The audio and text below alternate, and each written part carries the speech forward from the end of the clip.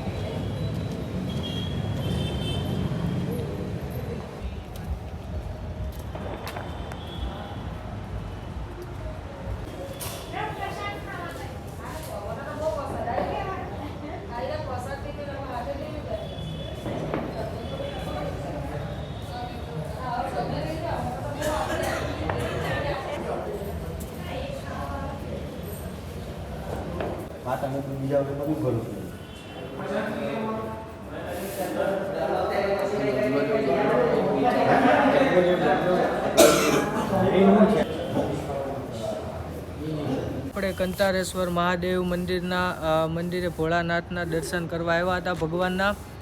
અત્યારે આવ્યા છીએ અને આપણે અંદરના મંદિરના મારે દર્શન ન થયા અને મેં બહારથી જ બાજુના મંદિરમાં ભોળાનાથના દર્શન કરી લીધા. અને અમારે આ વખતે થોડું મોડું થઈ ગયું એટલે મંદિર બંધ થઈ ગયું હતું.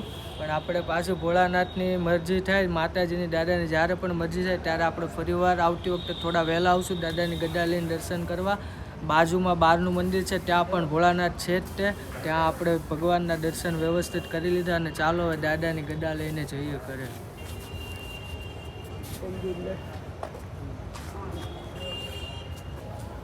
5 મિનિટ તમે લેટ પડ્યા.